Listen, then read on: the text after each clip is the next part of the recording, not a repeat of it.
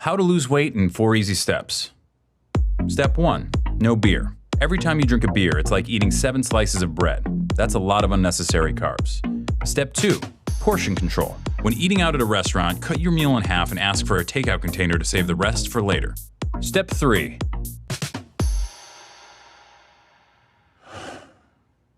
have your heart broken. And not just broken, but shattered by a girl who never loved you and never will. Try to get your shit together and join a gym. Start going to the gym regularly, and even though you don't know that much about exercise and you're way too weak to do pretty much anything but lift 5-pound weights with the old people, do it until your sweat makes a puddle on the floor. Then go home and go to bed, and the next day do it again, and then again, and then again. Then go to work and listen to stories of your ex-girlfriend fucking around with gross and terrible people. Stories from your coworker friends who think they're doing you a favor. Pretend that it doesn't bother you. Pretend that being forced to see your ex at work every day isn't fucking killing you. Pretend that everything's fine. Go to the gym and make more puddles of sweat. Buy books. Learn about different muscle groups and how they work together. Plan out your week of meals. Try to forget her. Back to the gym, more puddles of sweat. You're a piece of shit. You are a piece of shit. You are a piece of shit. After the gym one night, go all the way up to the top of the parking garage and walk all the way to the back. Look out at the lights of the skyscrapers of downtown and think about how every single one of those office lights represents a person. Try to imagine how they feel, what they're doing. Then realize that most of those lights are probably shining into offices with no one in them. Realize you're alone, that you're staring at no one. Become cripplingly depressed and try to locate your car. Go to sleep, go back to work, go to the gym, sweat, freak the fuck out on your ex, the next day apologize. One day she wears the necklace you bought her and tells you that she got it from someone really special. That night you discover that Slayer's Angel of Death might be the perfect song to do squats to. Start to make friends at the gym. You used to look down on bro nods and fist bumps, but since that's how gym rats communicate, that's become the language you speak most often. Max and you spot each other on Wednesdays, Vinny and you spot each other on Fridays. It's important not to forget that you're a piece of shit. Work, gym, food, sleep, over and over. More fist bumps, more sweat puddles. Your body changes slowly, then all at once. You hit your goal weight, pick a new one, then hit it again. You go out and buy new clothes. You receive wave after wave of compliments. Your ex tells you that she's seeing someone else. Fucking bullshit.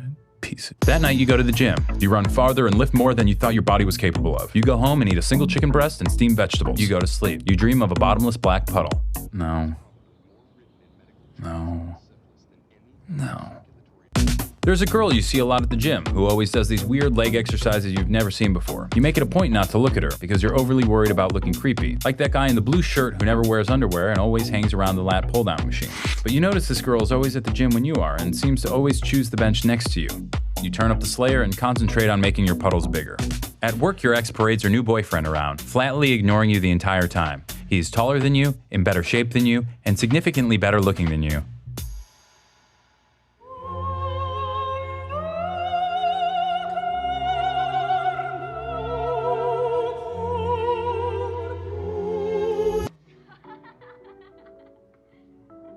Fucking bullshit. That night, you bench press double your body weight. You sneak a photo of yourself in the mirror and email it to yourself with the subject heading, "You are a warrior." The next day, you are more disgusted with yourself than you've ever been, and you delete it immediately. You make puddle after puddle after puddle and eat single chicken breasts and work and sleep over and over and over and over and over and over. And then something different happens. A night comes when you're not the last person in the gym. It's you and the girl who does the weird leg exercises. You end up walking out at the same time. Her name is Melissa and she works close by. She asks you out to dinner on Friday, promising it'll be healthy. The leg exercises are pivoting curtsy lunges. You start seeing Melissa a lot, both inside the gym and out. You add a couple cheat days to your week. You start getting a lot less sleep. Your ex calls you late at night, but you don't answer. One night, you're walking Melissa to her car, and she says she wants to show you something special. You both stand there in the dark, looking out over the lights of downtown. "Isn't it pretty?" she says, "with all those lights?" You tell her that you think it is, but it also makes you feel sad.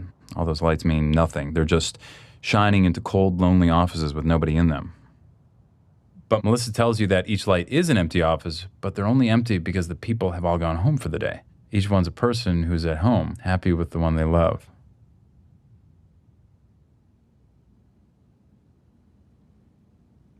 You look at her in the lights, and she smiles. Something in your chest expands.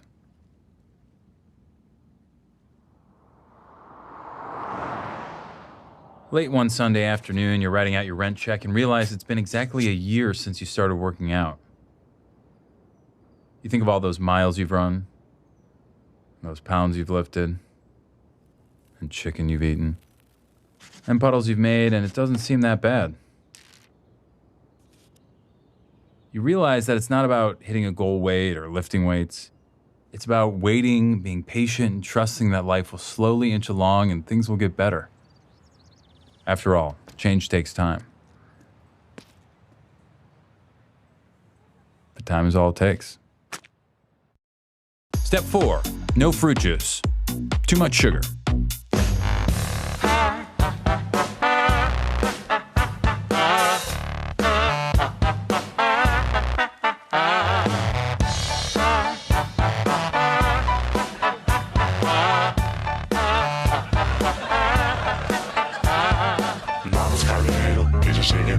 Cuida bien tu planta, crea con esmero, enciende tu pipa, dale a tu tripa, acrecienta tu conciencia, fuma tu plantita. Por eso baila sin control de tu mente crítica, percibe la realidad como mágica.